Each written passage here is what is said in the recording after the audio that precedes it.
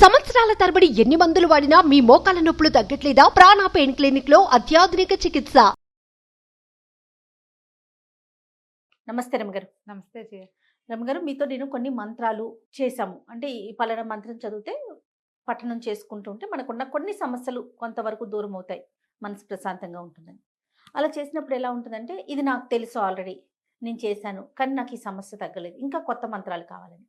కొంతమందికి మీరు చెప్పేవి లేకపోతే పెద్దలు ఎవరు చెప్పినా కూడా అవి ఫలించినాయి, అమ్మయ్య బాగుంది, మేము కొంచెం ముందుకు వెళ్ళామంటారు. అది కొంతమందికే ఎందుకు అలాంటి ఫీలింగ్ వస్తుంది, కొంతమందికి ఎందుకు జరగదు? మళ్ళీ కొత్త మంత్రాల కోసం, కొత్త వాటి కోసం ఎందుకు వెతకాల్సి వస్తుంది?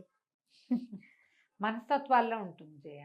ఆ, ఇది ఏదో ఒకటి నేర్చుకున్నాం, ఒకటి చేస్తున్నాం, దీనివల్ల మన జీవితంలో ఏం మార్పు వచ్చింది అనేది కొంతమంది గమనించుకుంటారు, కొంతమంది గమనించుకోరు. తర్వాత ఇక మంత్రము పఠనము అనగానే మనకు ఒక నియమము, ఒక నిదానము కావాలి. ఏదైనా ఏ మంత్రానికే కాదు, అసలు దేనికైనా నియమం వల్లే ఫలిస్తాయి జయ. ఏదైనా కూడా ఇప్పుడు ఆరోగ్యం దేనివల్ల సిద్ధిస్తుందో చెప్పు. ఖచ్చితంగా నియమం పాటించాల్సిందే. పలానా టైం కంటే ఆ టైంకి అది చెయ్యాలి. ఆరోగ్యం బాగుండాలంటే కాల భోజనము, కాల నిద్ర, అంతేనా? అంతే కదా. అలాగే కాలం అంటే దానికి ఒక విలువ ఉంది, పద్ధతి ఉందనే కదా అర్థం. అది అర్థం చేసుకోరు చాలా మంది. నేను ఇది చేశాక నాకు ఇది ఫలితం లభించింది, కానీ ఆ ఫలానా ఒక విషయం ఉంది, అది అవటల్లా దీనివల్ల, దానికి ఇంకోటి కావాలి, దానికి సమయం కావాలేమో అని ఆలోచించరు. పైగా కొన్నిటికి పిడికి బియ్యానికి ఒకే మంత్రం అజయ ఎట్లా కుదురుతుందండి? కాదు కదా. పిడికి ఒకసారి ఢామని పడిపోతుంది క్షణాల్లో. బియ్యం రావాలంటే 4 నెలలు పట్టదు. పడుతుందా? పడుతుందా? రెండిటికి ఓ మంత్రం ఎట్లా? అదే మంత్రాన్ని నువ్వు రటిస్తూ ఉంటే క్షణాల్లో పడిన పిడుగులాగా కాకపోయినా 4 నెలల్లో మంచి గింజ వస్తుంది నీకు. ఆ మంత్రం చదివి ఇట్లా డబుక్కుమని భూములోంచి బియ్యం వచ్చేసేయాలి, వరి మొక్క వచ్చేసి కంకులు వేసేసి పండిపోయి వచ్చేసి నువ్వు చేసుకుని వండు తినేయాలంటే ఎట కుదురుతుంది? కుదరదు. అది ఆలోచన చెయ్యాలి. పూర్వం అట పీర్భాయ్ అని ఒక ముస్లిం ఆయన ఉండేవాడట. ఆయన చాలా ఒక జ్ఞానం మీద ఆసక్తి కలిగిన వాడు. చదువుకోవాలి, నేర్చుకోవాలి, మంచి విషయం వినాలని ఉంటే చాలా బుద్ధిమంతుడు. పొద్దున్నే పీర్భాయ్ అంటే ముస్లిం తెలుస్తోంది కదా పేరు. అయినా లేవటము, 5 పూట్ల నమాజ్ చదవటము శ్రద్ధగా, కాలంలో అస్సలు ఎక్కడా తన పని విధానంలో చిన్న లోటుపాటు లేకుండా సూర్యుడితో పాటు లేచి సూర్యుడితో పాటు పడుకునేంత చక్కటి వాడు. చేస్తారు ఇట్లా కొంతమంది. అయితే ఆ పక్కన ఒక జైన సన్యాసి ఉండేవాడు ఆ వీధిలో, ఆ మొహల్లాలో.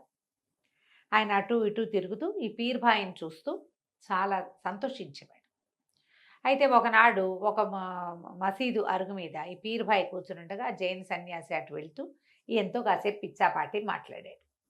మాట్లాడి, నువ్వు చాలా జ్ఞానివి, నీకు ఒక మంత్రం చెప్తా, రోజు చదువుకో అని చెప్పాడు. చెప్పేసరికి పీర్భాయ్, నేను ముస్లింని, నేను చేయనల్లా, మంచి విషయం ఎక్కడున్నా నేర్చుకోవాలి, అట్లాగే బాబు చెప్పండి అన్నాడు. ఆయన ఒక మంత్రం చెప్పాడు.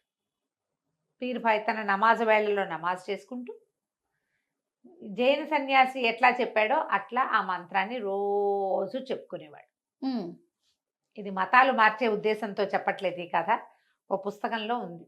ఓకే, అందుకని అది జరిగిందే అనమాట. ఇది ఏం చదువుకుంటూ ఉండేవాడు. అయితే ఏమైంది, కొంతకాలం గడిచింది. ఈ పీర్భాయ్ ఇంటి పక్కన ఒక జైన కుటుంబం ఉండేది. జైన్స్ కుటుంబం ఇప్పుడు కూడా మనకు ఉన్నారు కదా, చాలా మంది మార్వాడీలు వాళ్ళు జైనులుగానే కనిపిస్తారు మనకి. ఆ జైన్ కుటుంబంలో ఒక 11 ఏళ్ళు 10 ఏళ్ల పిల్లవాడు ఉంటే వాడిని పాము కాటేసింది. లబో దిబోమన్నారు, ఇంటిల్లి పాది కేకలు పెట్టారు. పిల్లాడు నురుగులు గక్కేస్తున్నాడు, ఆశ వదిలేసుకున్నారు. ఈయన అప్పుడే మసీదు నుంచి వస్తున్నాడు పీర్భాయ్.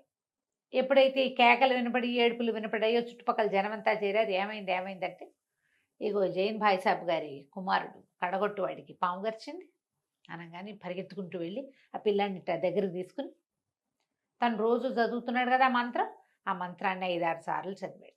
చదివేసరికి పిల్లాడు నురుగులు గక్కటం ఆపేసి మెల్లిగా స్వస్థత పొందాడు. మెలికలు తిరిగిపోతున్న పిల్లాడు మెల్లిగా ఆగాడు. క్రమంగా కాసేపటికి నార్మల్ అయ్యాడు. ఓ 2 వాంతులు అయిపోయి పిల్లాడికి అస్సలు లేచుకొచ్చున్నాడు. అందరూ ఓహో ఓహో అన్నారు. పీర్భాయ్ చాలా గొప్పవాడు, ఆయన నమాజ్ చేస్తాడు వేళకే అని వాళ్ళంతా చెప్పుకున్నారు. జైన సన్యాసి ఈయనకేదో మంత్రం ఇచ్చిన సంగతి కొంతమందికి తెలుసు. సరే పిల్లాడికి అస్వస్థత చెందాక కూర్చోబెట్టాక మంచినీళ్ళు ఇచ్చి అవి ఇచ్చి అంతా చేసి ఆ ఇంటి వాళ్ళు అడిగారు, బాబు నువ్వు ఏదో మంత్రం చదివావు, సన్యాసి గారు నీకు మంత్రం ఇచ్చాడని చెప్పుకుంటారు అందరూ, ఏమిటా మంత్రం చెప్పు అంటే ఆయన ఆ మంత్రం చెప్పాడు. అదేంటో మనకు తెలియదు, చెప్పాడు. చెప్పేసరికి ఓ ఇదే, ఇది మేము రోజు చేసుకునేదేనే, నేను రోజు చదువుతాం, ఇది పెద్ద మంత్రమేం కాదు, ఇది శ్లోకమే, రోజువారీ ప్రార్థనా శ్లోకాల్లో శ్లోకమే, కానీ మాకు పని చేయలేదే, నువ్వు చేస్తే ఎట్లా పనిచేసింది అని అడిగారు. ఎట్లా పనిచేసింది? ఆయన శ్రద్ధ, అంతేగా రమ్మగారు? 100%. నియమము శ్రద్ధ. ఓహో దీనికి ఇలాంటి శక్తి ఉందా అన్నారు. ఏమో నాకు తెలియదు అన్నాడు పేరుభాయ్, నాకు తెలియదు, నాకు జన సన్యాసి ఇచ్చాడు, ఇది చేసుకో అన్నాడు. ఈ పిల్లవాడిని దగ్గరికి వచ్చినప్పుడు నాకు ఒక లోపల నుంచి ఒక ప్రచోదనం, ఒక ఉద్దేశం కలిగింది, ఆ మంత్రం చదువు అని అనిపించింది, చదివాను. అందుకని వాడిని ఎత్తుకుని నేను అది చదివాను. బా రోజు చేస్తే అది నీకు గుర్తొస్తుంది, అంతే. నువ్వు ఒక ఆయుధాన్ని ప్రతిరోజు పదం పెట్టుకో, షార్ప్గా ఉంటుంది, పనిచేస్తుంది కదా. అది ఎప్పుడు పనిచేస్తుంది? కాపాడటానికి, ఎవరినైనా కాపాడడానికి పనిచేస్తుంది, మనల్ని మనం మనం కాపాడుకోవడానికి కూడా పనిచేస్తుంది. ఎప్పుడు మంత్రం అలా ఉంటుంది. ఇప్పుడు ఆయన ఒక జాతివాడు, ఆయనకి మంత్రం ఇచ్చింది ఇంకొక జాతివాడు, జాతి భేదం పాటించలా, నియమం తప్పలా, పునశ్చరణ మానలా, ఇతరులకి సహాయం చేయాలనే ఒక గుణం ఆయనలో ఉంది. నేను మంత్రం చేస్తే నాకే కాకుండా ఇతరులకు కూడా అంతే. అందుచేత ఈయనకి ఫలించింది. మనకి మంత్రాలు ఫలించాలంటే స్వార్థం విడనాడాలి మొదటిది. మీకు నియమాలు లేకపోతే నియమంగా ఉండటం నేర్చుకోండి. ఏదో ఒక నియమం ఖచ్చితంగా ఉండాలి మనకి.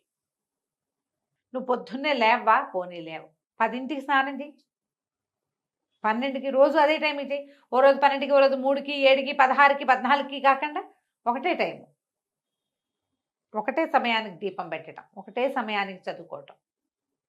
అప్పుడు ఆ నియమం తప్పకుండా మీరు చేసేటువంటి క్రియ మీ తోడుంటుంది. ఇది పూర్వకాలపు పద్ధతులే చేయాలి, ఇవేవి కొత్తగా ఇవాళ ఎవరో కనిపెట్టి చెప్పినవి కాదు. అవును, మనకి నియమం ఉన్నవాళ్ళు 2 ఉన్నారా ప్రపంచంలో, సూర్యుడు చంద్రుడు. అసలు ఎటైనా తప్పుతారా వాళ్ళు? మనకి నీకు ఋతువులు అటు ఇటు పోతూ ఉంటాయి, అవును. అందులో కాయాల్సిన కాయలు ఇందులో మనమే చెడగొట్టుకుంటున్నాం, కానీ సూర్యుడిని చంద్రుడిని ఏమీ పీకలేం మనం. ఏం చేయలేకపోతున్నాం కాబట్టి ఆగుతున్నారు. వాళ్ళ దారిని వాళ్ళు వస్తారు, వాళ్ళ దారిని వాళ్ళు వెళ్తారు. అక్కడికి కూడా వెళ్ళామంటే దాన్ని కూడా నాశనం చేసేస్తాం మనం. ఇదంతా మనం అన్ని ఋతువులన్నింటినీ పాడు చేసుకున్నాం కదా. అవునండి. ఆ నియమం ఉండటం వల్లే మనకి చూడు వాళ్ళు నడిపే ప్రపంచం చక్కగా నడుస్తుంది. కాబట్టి నియమం వదిలిపెట్టకుండా చేసుకోండి. మీ దగ్గర ఆల్రెడీ ఒక చదువుకునేందుకు ఒక విధానం, ఒక పద్ధతి ఉంటే ఇంకా ఏదో కావాలి, ఇంకా ఏదో చెప్పండి, ఇంకేదైనా చెప్పండి అని అడగద్దు.